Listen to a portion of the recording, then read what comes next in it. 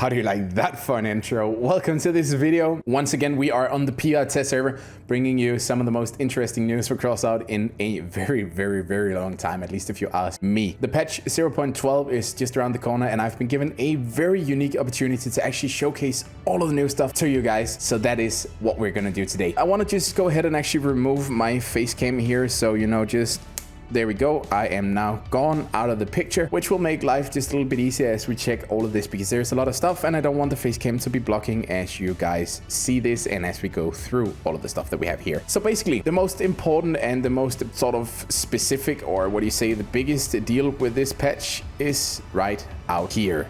Now, I actually rebuilt some of this that you see right here, so this looks a little bit different than it usually does, but the amusement park update is all about customizing our garages.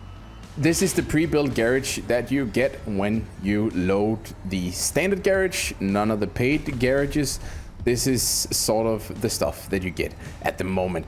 This is just absolutely incredible, and there is a lot of stuff that we have to cover, so let's dig right on into it. First of all of these items are new building blocks. These building blocks comes in different categories. So we have amusement rides, which are one or the other way interactive, meaning that, for example, the auto catapult shoots out cars. You just briefly saw that before. The absorption sphere is a DPS meter, and the dynanometer is a ramming meter, so to say. So the harder you ram it, the more points you get. We also have the Ferris wheel, which is like a movement target practice, and we have a slanted target practice, dummy target. Mysterious cube, which explodes. We have the steel ball. There is so much stuff in here. And then we have building blocks, which are basically just concrete blocks at the moment. I assume that there might be coming more of this, all depending on what we think about this when the patch goes live. We have decorations. Decorations are not destructible, so all of these are solid objects that you cannot destroy. After that, we have destructible objects as well, which are all of these different things. Destructible objects can, as the names kind of hence, be destroyed as we play. And then finally, we also have some paint going on here. The way that you obtain these are through crates and through the new Battle Pass.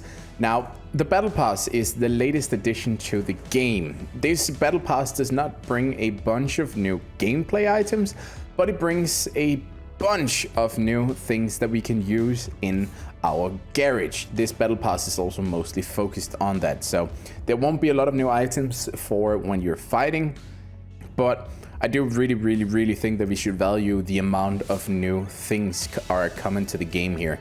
And while some of you guys only want content that you can use when fighting other people, let's just take a moment to appreciate all of this, because it's insane. And we also have a tiny new thing up here, which is at the moment just a decoration for the garage, but it looks absolutely insane. The 6 frags, I don't know if that is gonna stay there or if it's only while the Battle Pass is live.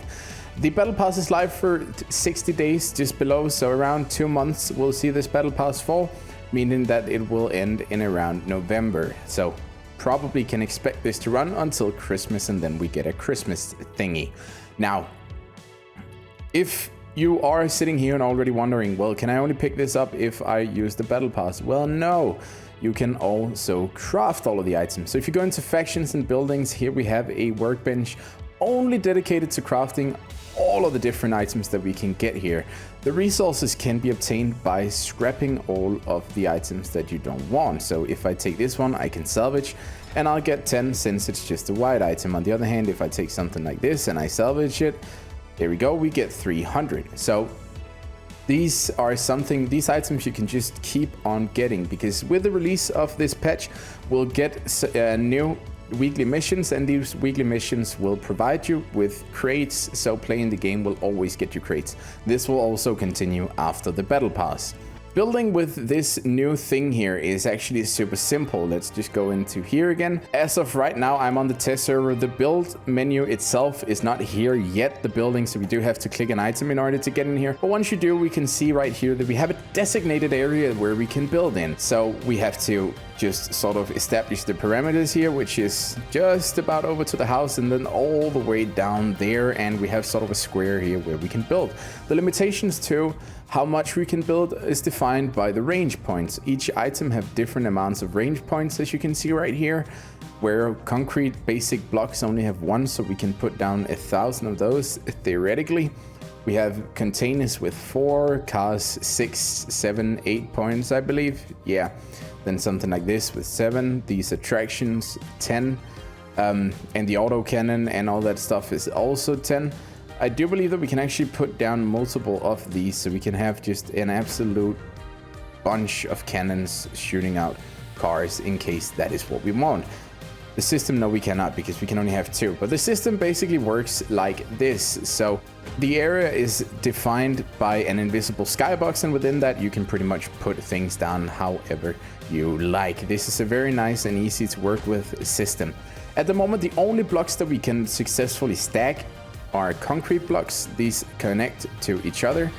Other blocks do not connect as of right now. This might be a feature later on, but this is all that we have right now. Dynamometer, as I told you before, ram it and see how high the score goes. We're just gonna go for a quick test drive on all of the different items so that we can see what they do.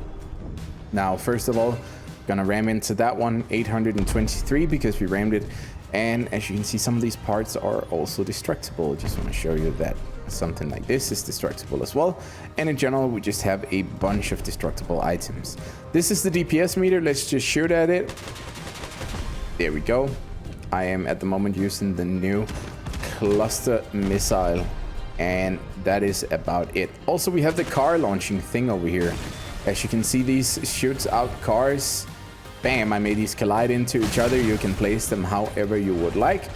And we also have some of these target practice things moving back and forth, as well as the steel ball.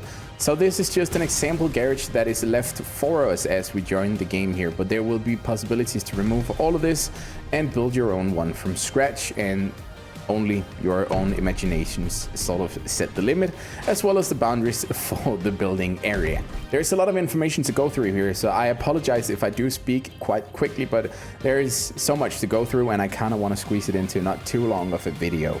On the amusement park battle pass here as well, you might have noticed it already, but we also have new items. This is the hermit item, which is a new medium wheel. This has 1700 kilograms of tonnage, minus 5% power. This is the battle pass one, so this is originally 6%, as well as durability and mass 341 with the durability buff. The special thing about this wheel is that it is a wheel that will grant you additional resistance towards all types of damage when you are moving above 90 kilometers per hour. This scales between 70 and 90, but at 90 you get a 70% damage resist. This is a lot of damage resist, and this wheel could prove to be very good, very good. Now, in terms of size, at the moment we have a chain wheel on here, but this wheel shares a hitbox in a size with most other wheels of this size. This means the racing wheel, the chain wheel, and all sorts of wheel, APC wheel as well, around that size. The special thing about this is you can see when the perk activates, pay close attention to the rim, and there we go. So those protective barriers inside of the wheel there actually move out, and we get the sort of center of the wheel exposed, which is Ravager themed, which indicates that the perk is now active. And as you can see, we have a perk live there, 70% damage reduction on this wheel right now, which is quite a lot in my opinion.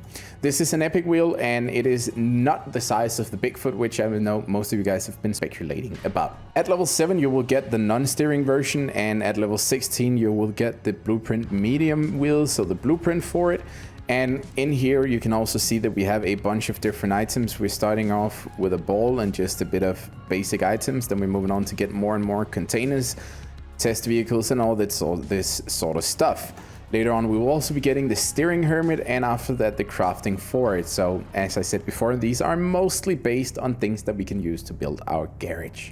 Here is the vehicle with the new cabin. We're going to get to that. At level 43, we'll be getting the Nest homing rocket, and then at 52, the blueprint for it. This means that you will get one that is fused already for explosion radius, ammo reserves, and durability.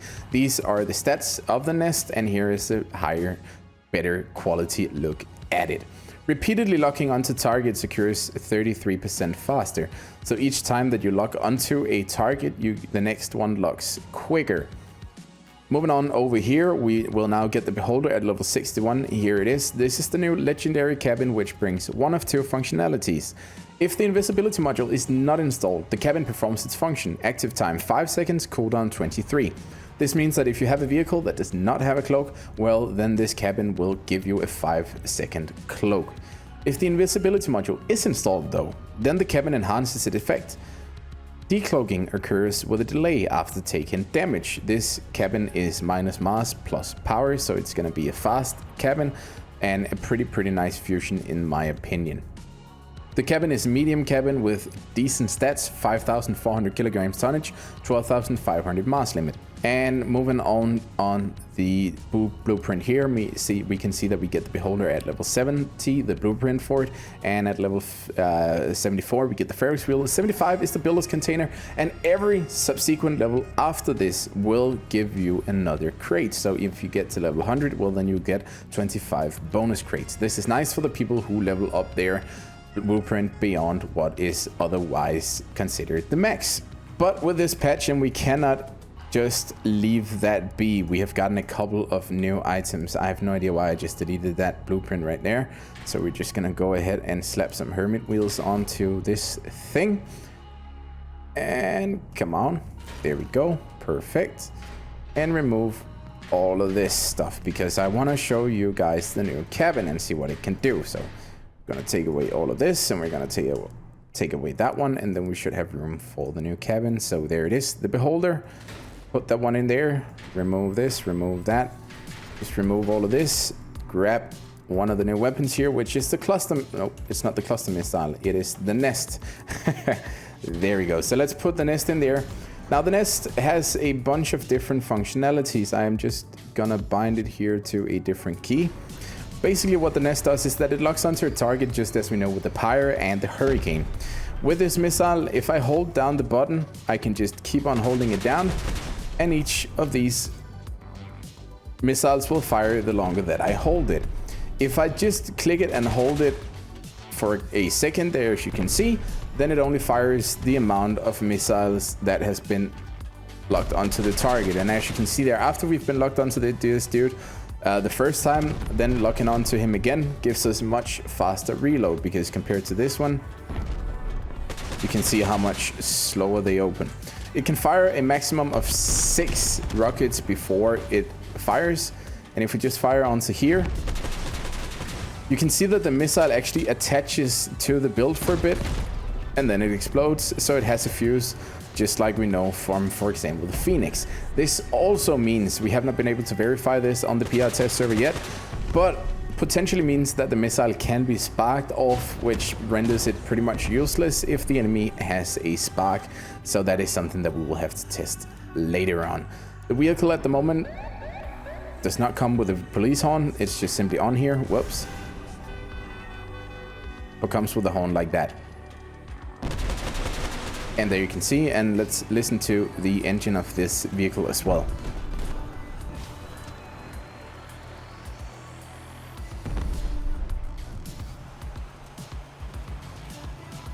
So they sort of went with the helicopter sound approach on that thing, which I personally quite like. I think it's quite cool. But that is pretty much all of the items that we can get in the Battle Pass. Another new thing on this server is the fact that they have changed a bunch of things that we have been asking for.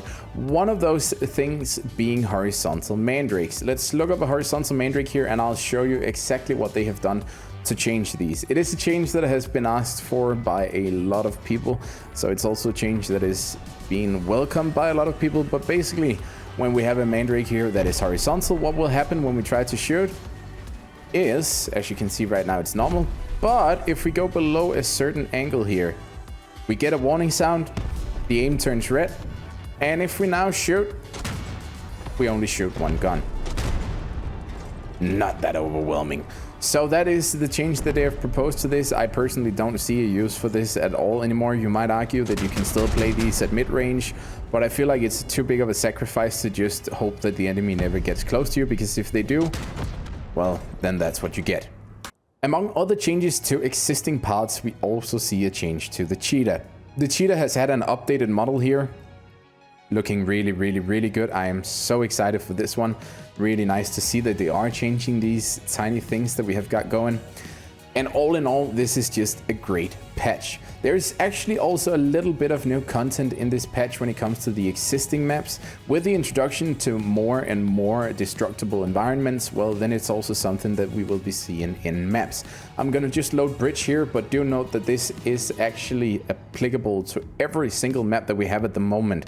Much more destructible environments. All right, so here we are on Bridge, and as you can already see, there is quite a lot of stuff going on in here that we haven't seen before, and most of this stuff is destructible.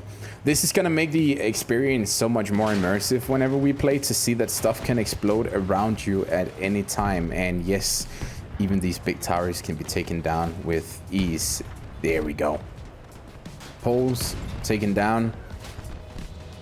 These fences here, we can take them down. Tires, take them down. It's pretty much possible to take down the entire map with everything that wasn't here before. Also on the bridge here, we have a few items that are actually not destructible. I don't even remember if these sandbags were here before. I simply cannot remember, or if they were just updated. But there is just a lot of trash lying around everywhere that we can go into. And also this provides a new play for a lot of people, because now if you have a cloaked enemy that drives into this, well, you'll still be able to see that the person is actually cloaked. Let me just give you an example, because we'll still kick these things left and right if you drive into them. So it's gonna make people pay more attention as they engage, as well as you pay more attention if you see someone cloaked, because he might just drive into something there that he then destroys. It's a very nice play, and I really value what they have done with this. So super awesome work there by the devs, and I hope that this also pleases all of you watching this video. Now, I think we managed to cover every single subject of this new patch here in under 20 minutes. If there is anything that you are still unsure of at this point, please don't hesitate to ask any questions down in the comments, and I'll try to reply to them as well as I can. This is a lot of new stuff to take in, so I hope you guys will enjoy it on Thursday when the patch releases. I'll try to see if I can post a live stream if time allows it. During that, it should be usually somewhat the same time, but we have not been able to confirm that. So just keep an eye out on Thursday for when the patch actually releases. But that is all that I have for you guys today. Thank you so much for watching, and I will catch you in the next one. Bye bye.